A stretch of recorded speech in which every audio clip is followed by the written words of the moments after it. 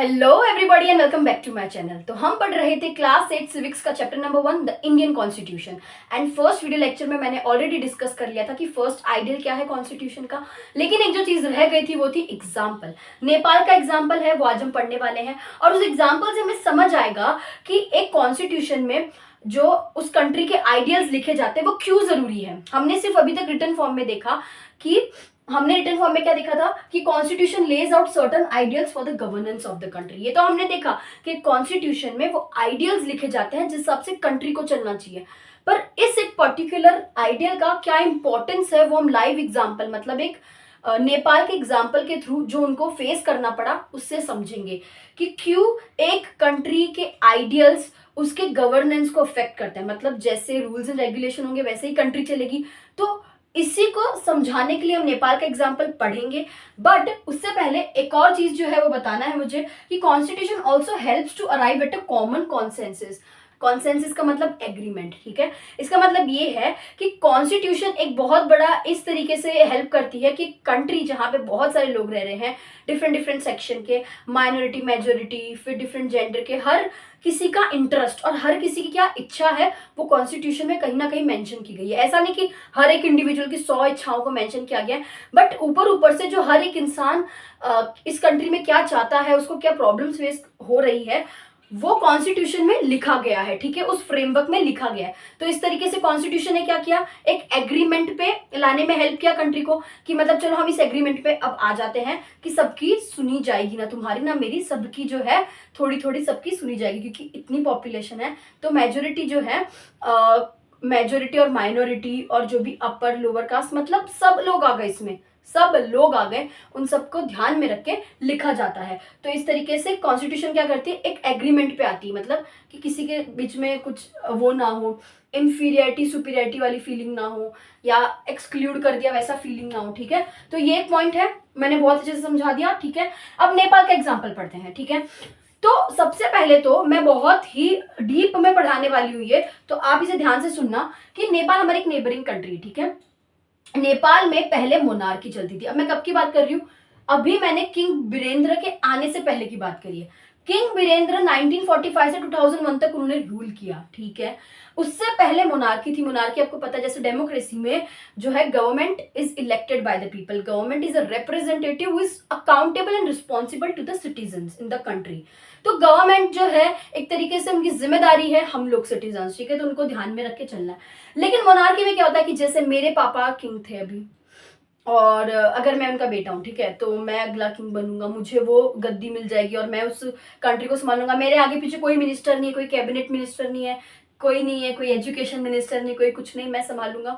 और मैं कैसा भी हूँ, अगर अच्छा हुआ तो उस कंट्री के लिए अच्छा। लेकिन मोस्टली ये मोनार्की कभी सक्सेसफुल नहीं हुई, क्योंकि हमेशा क्या होता है कि उन लोगों के पास इतनी पावर एक हाथ में आ जाती है कि वो लोग जो चाहे वो अपने मन के हिसाब से कर लेते हैं, ठीक है। तो पहले मोनार्की थी, ठीक है, नेपाल में। फिर क्या, किंग बीरेंद्र की एंट्री हुई 1945 से 2001 तक इन्होंने रूल किया।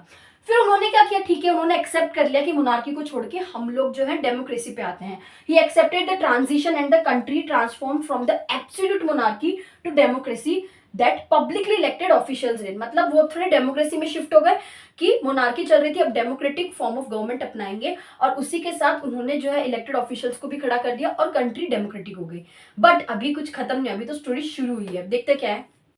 ओके, भलाई किंग बीरेंद्र ने ट्राई किया कि वो एक डेमोक्रेटिक सेटअप ला सके, बट फिर भी क्या हुआ कि वो विक्ट्री, मतलब जो लोगों के बीच में जो खुशी थी वो ज्यादा टाइम तक टिक नहीं पाई, क्योंकि किंग ज्ञानेंद्र, अब इनकी एंट्री होती है, ये द्र द्र याद रख लो।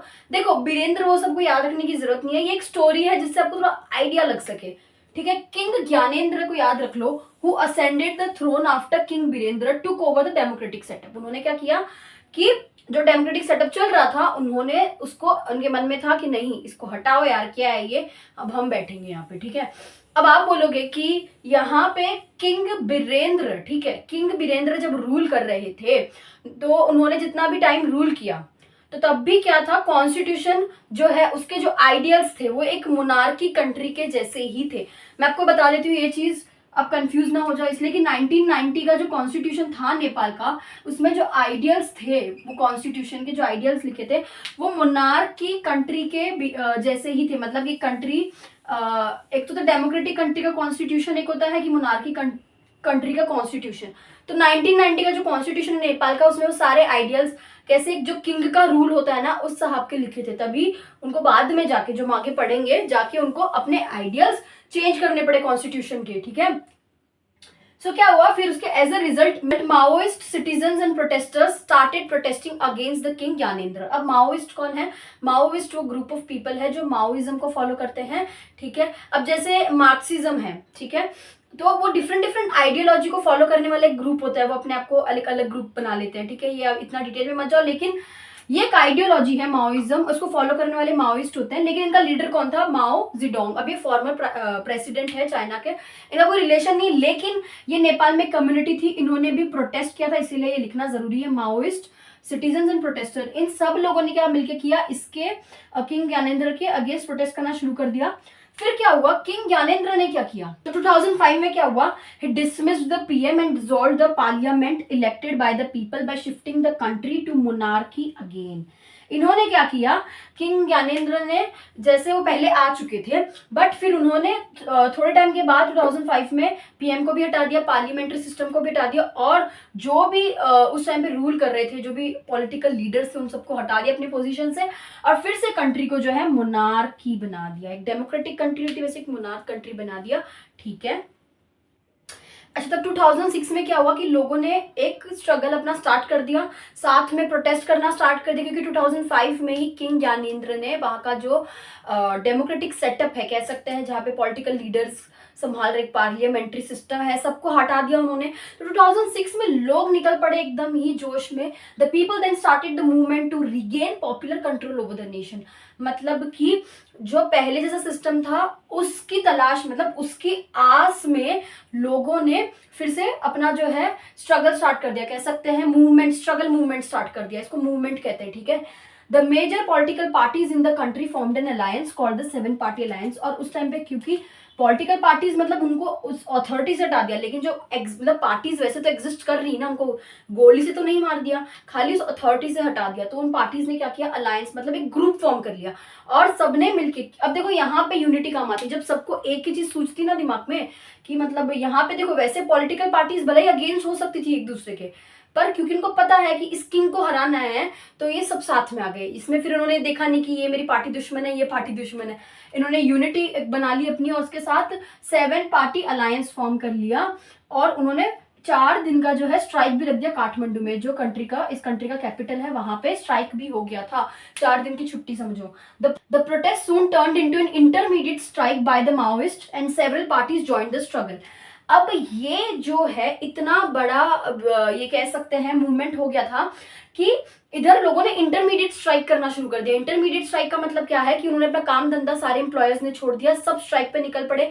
इतना लार्ज स्केल पे था ये स्ट्राइक, और इनमें सबसे ज्यादा जान किसने दी? उन पॉलिटिकल पार्टीज ने, क्योंकि उनको भी उस किंग के पीछे पड़ के उसको हराना था।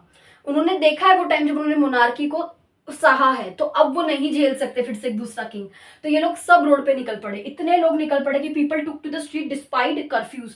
कर्फ्यू लगा दिया गया था किंग के लोगों के द्वारा, उनका सिक्योरिटी सिस्टम बहुत टाइट था, बट फिर भी the people took to the street, the security system fail to control the 3 to 5 lakh of protesters. मतलब कुछ 100-200 की संख्या नहीं, लाखों की संख्या, 3 से 5 लाख या उससे भी ऊपर जो प्रोटेस्टर्स थे। प्रोटेस्टर में माओइस्ट आ गए, सिटीजन्स आ गए, कॉमन सिटीजन्स, और उन्होंने सबने अपना काम छोड़ वोड़ रखा था क्योंकि वो इंटरमीडिएट स्ट्राइक पे थे। और साथ ही में पॉलिटिकल पार्टीज जिन्होंने अलायंस फॉर्म कर रखा था, सभी निकल पड़े रोडों पे, और उन्होंने ये ठान लिया था कि इस किंग को तो हटाना ही है। तो मतलब कुछ हैप्पी न्यूज मिलने वाली है, ठीक है, देखते हैं। Okay, so as a result, people demanded all the power to be transferred to all party government and restoration of parliament with a new constituent assembly. तो लोगों ने क्या किया, जब वो प्रोटेस्ट कर रहे थे तो उन्होंने फाइनली ये चीज़ बोली कि हमें जो डेमोक्रेटिक सेटअप था कंट्री का पहले, हमें वही चाहिए। हमें पार्लियामेंट्री सेटअप जो था, पार्लियामेंट्री सिस्टम था जहाँ पे पॉलिटिकल लीडर्स जो रूल कर रहे थे, हमें वही फिर से चाहिए और एक नया कॉन्स्टिट्यूशन चाहिए। मतलब अब जो है कॉन्स्टिट्यूशन को नई तरीके से लिखा जाएगा, एक नए कॉन्स्टिट्यूंट असेंबली के मेंबर्स होंगे, ठीक है, ना कि वो मोनार्की वाले। बिकॉज जो आइडियल्स तब लिखे गए थे 1990 के अराउंड, अब वैसे नहीं होना चाहिए, अब उनको नया चाहिए, ठीक है। तो 2015 में उनका नया कॉन्स्टिट्यूशन आया था, ये आपको बता देती हूँ। A request for government demand was serve to the king, मतलब किंग को ये बोल दिया प्रोटेस्ट करने के बाद कि देखो भाई, ये दंगे चलते रहेंगे, हम लोग इंटरमीडिएट स्ट्राइक भी करेंगे, लेकिन आप ये हमारी डिमांड को जो है स्वीकार करो, वरना ये जो हाल है, ये देश बंद हो जाएगा, ये सब चलता रहेगा। और ये बहुत ही लार्ज स्केल पे हुआ। आप देख रहे हो गली का दंगा एक हो रहा है, वैसे नहीं, वैसे तो छोटे मोटे हर जगह होते रहते हैं, वहां पे गवर्नमेंट कभी इतना नोटिस नहीं करती, लेकिन जब बात इतनी बड़ी हो जाए और जहां पे पॉलिटिकल लीडर्स भी प्रोटेस्ट करने लग जाए, तो फिर वो बहुत बड़ा सवाल हो गया। और अब ना पॉलिटिकल लीडर्स जो प्रोटेस्ट कर रहे थे उनको पता चल गया था कि हमें क्या करना और क्या नहीं करना, और यही सोच और समझ ने उनको एक आइडिया दिया कि हमें कॉन्स्टिट्यूशन कैसे बनाना है। इसीलिए मैंने बोला था कि ये फर्स्ट जो आइडियल है कि no constitution the ideas are been laid down, the ideals and the believes are been laid down for the governance of the country. मतलब एक कॉन्स्टिट्यूशन में वो आइडियल्स लिखे जाते हैं जो उस पर्टिकुलर कंट्री की फंक्शनिंग और गवर्नेंस को देखेगी कि मतलब ये कंट्री ऐसे चलनी चाहिए। और ये कॉन्स्टिट्यूशन हर कंट्री का अलग होता है। भला ही ऐसा हो सकता है कि एक कंट्री का कॉन्स्टिट्यूशन दूसरी कंट्री के कॉन्स्टिट्यूशन से इन्फ्लुएंस हुआ हो, लेकिन हर कंट्री का सेम नहीं होगा। अब जो नेपाल ने देखा है, फेस किया, तो वो उस हिसाब से कॉन्स्टिट्यूशन बनाएंगे, ठीक है। So 24 April 2006 the king was forced to accept all their demands on the last day of the request. फिर 2026 में उन्होंने एक्सेप्ट किया एंड फाइनली 2028 में जो उनके मोनार्की है वो हमेशा के लिए हट गई, और क्या आई, उनके डेमोक्रेटिक कंट्री का जो सेटअप है वो फिर से बन गया और वो कंट्री डेमोक्रेटिक कहलाने लगी, ठीक है, मतलब डेमोक्रेसी फॉलो होने लगी, ठीक है। तो यहाँ पे एक बहुत इंपॉर्टेंट क्वेश्चन ये है कि why did the people of Nepal want a new constitution, why they desired for new constitution and a new constituent assembly. तो मैंने आपको पूरा समझा दिया, लेकिन आपको कैसे लिखना है वो भी बहुत जानना जरूरी है, पूरा स्क्रीनशॉट ले लो। So people of Nepal want a new constitution because the constitution which is prevailing in Nepal was during the monarchical form of government। मतलब कि जो कॉन्स्टिट्यूशन उनका चल रहा था, अगर वो चेंज नहीं करते तो उनमें मोनार्कियल फॉर्म ऑफ गवर्नमेंट के आइडियल्स होते हैं, क्योंकि उनका पहले मोनार्की चल रहा था। कुछ टाइम के लिए, कुछ थोड़े टाइम के लिए उनका डेमोक्रेटिक जो है सेटअप आया, उसके बाद फिर से उनको जो है मोनार्की देखनी पड़ी, ठीक है। अब आप मुझे बताइए, ऐसा तो कभी होता ही नहीं है, मतलब अगर आप ज़्यादा सिविक्स पढ़ते हो नहीं पढ़ते पता नहीं मुझे, लेकिन ऐसा एक आप सोचो, ये पहला केस हुआ है जहाँ पे ये किंग को आए हुए थोड़ा ही टाइम हुआ और लोगों ने इतना बवाल मचा दिया, ठीक है। किंग कुछ 2001 के अराउंड आया और 2005 और 6 में ही लोगों ने एकदम ऐसे प्रोटेस्ट कर दिया। रीजन बीइंग क्योंकि इनकी हिस्ट्री में मोनार्की रही हुई है और इनको पता है कि इन्होंने कितना स्ट्रगल किया है। अगर किंग ज्ञानेंद्र फर्स्ट होता ना मोनार्कियल फॉर्म ऑफ गवर्नमेंट का किंग, तो ये लोग फिर भी थोड़ा उसको देखते, 10-20 साल उनका निकल जाता, उनको पता नहीं चलता। लेकिन उनको पता है कि इनका कैसा स्ट्रगल रहा है मोनार्की के साथ, इसलिए उन्होंने ज़्यादा टिकने ही नहीं दिया किंग ज्ञानेंद्र को। It does not reflect the ideals of the country they want Nepal to be and that they have fought for. अगर वो वही कॉन्स्टिट्यूशन रखते तो क्या मतलब, क्योंकि एक पॉलिटिकल लीडर, एक गवर्नमेंट के लिए भी जो बुक जो सबसे इंपॉर्टेंट है, जिनको बहुत इंपॉर्टेंट मांगते, कह सकते हैं जैसे हमारे हिंदू रिलीजन की भगवत गीता, वैसे पूरे कंट्री की पॉलिटिकल सिस्टम को चलाने के लिए कॉन्स्टिट्यूशन है, इतनी इंपॉर्टेंट मानी जाती है, क्योंकि एक गवर्नमेंट की भी ड्यूटी उस बुक में लिखी होती है। तो इसीलिए अगर चाहे पॉलिटिकल लीडर चेंज हो जाते, चाहे वो फॉर्म ऑफ गवर्नमेंट चेंज हो जाता, बट अगर बुक ही नहीं चेंज होती, उसके आइडियल्स ही नहीं चेंज होते, तो फिर क्या चेंज आता सोसाइटी में। So as Nepal changed from monarchy to democratic government, so it needed to change all its constitutive rules in order to usher in a society। Constitutive rules क्या होते हैं, और अशर मतलब कि अगर उन्हें एक नए सोसाइटी में धीरे धीरे शिफ्ट होना है तो उनको अपने कॉन्स्टिट्यूटिव रूल्स चेंज करना पड़ेगा। कॉन्स्टिट्यूटिव रूल्स क्या होते हैं जानिए। कॉन्स्टिट्यूटिव रूल्स मतलब फंडामेंटल रूल्स और राइट। अब वो हर एक सेक्टर के अपने अपने फंडामेंटल रूल्स होते हैं, राइट्स होते हैं। आप फुटबॉल गेम खेलते हो या आप कोई भी गेम खेलते हो क्रिकेट के, तो आप उस चीज़ को लेकर बहुत पर्टिकुलर हो। आपने कोई भी गेम खेला होगा, उनमें पक्का कोई ना कोई रूल होते ही होते हैं और वो हर एक प्लेयर को फॉलो करने पड़ते हैं। और वो ऐसा नहीं है कि आज मैं खेलने आई हूँ तो मेरे लिए जो है रूल चेंज करवा दिया जाएगा। हर एक प्लेयर के अपने अपने रूल होंगे, और मतलब ऐसा नहीं कि मैं आज खेलना ही तो मैंने चेंज कर दिया रूल। हर एक गेम के अपने अपने रूल्स होते हैं। लाइक चेस भी हो गया तो उसमें भी बहुत स्ट्रिक्ट रूल्स होंगे। स्ट्रिक्ट रूल्स मतलब कि वो बहुत फंडामेंटल रूल है, वो उस गेम की जान है। अगर आपने रूल को ही बदल दिया तो आपने क्या गेम खेला। फुटबॉल है, अगर मैं फुटबॉल में हमें अपने पैरों का यूज करना होता है। अगर मैं उस फुटबॉल को हाथ में लेके खेलने लग जाऊं पूरे जो है फील्ड में, मतलब मैं ऐसे उसको गेम को ऐसे खेल रही हूँ, तो वो फुटबॉल कहलाएगा क्या। फिर वो रग्बी हो गया। मतलब हर एक गेम की खासियत उसके रूल्स की वजह से होती है कि उसको कैसे खेला जाता है। तो वैसे ही हर एक कॉन्स्टिट्यूशन की भी खुद की कॉन्स्टिट्यूटिव रूल्स होते हैं जो उसे एक नई पहचान देते हैं, और वो उसी के लिए बने होते हैं। और वो फंडामेंटल होते हैं, मतलब वो बेसिक होते हैं जो पूरे सोसाइटी को गवर्न करेंगे और पूरे सोसाइटी के या तो डेवलप करेंगे, या तो फिर अगर वही कॉन्स्टिट्यूशन के रूल्स अगर गलत हुए तो उस सोसाइटी को अंडर डेवलपमेंट में लेके चले जाएंगे, या फिर कह सकते हैं एक अलग दिशा ले जाएंगे। तो ये कॉन्स्टिट्यूशन के आइडियल्स बहुत इंपॉर्टेंट है। ये जो दोनों लेक्चर है ना, ये पूरे फर्स्ट आइडियल पे ही है कि कॉन्स्टिट्यूशन के जो आइडियल्स होते हैं ना, वो गवर्न करते हैं एक कंट्री के फंक्शन को, कि मतलब एक कंट्री है वो कैसे चलेगी, उसका गवर्नेंस क्या होगा, उसका गवर्नमेंट क्या करेगा, उस कंट्री के सिटीजन्स को कैसे रहना है, वो उस बुक में लिखा जाता है। तो इसी के साथ वीडियो लेक्चर को ओवर करते हैं, एंड ये क्वेश्चन याद रखना बहुत इंपॉर्टेंट है। और एक और क्वेश्चन जो है आपके ही बुक में पूछा गया है कि discuss with your teacher what you understand by the term constitutive, provide an example of constitutive rule from your everyday life. तो तुम फुटबॉल का एग्जांपल लिख सकते हो कि फुटबॉल के जो रूल होते हैं basic, you have to play with your foot not with your hand, ठीक है, it's a basic rule of football. So that's the constitutive rule of football. वैसे ही आपके डेली लाइफ में भी कुछ कॉन्स्टिट्यूटिव रूल्स होते होंगे। आप बताइए कॉमेंट सेक्शन में, I will be very much happy to know that. And also मिलते हैं नेक्स्ट वीडियो लेक्चर में।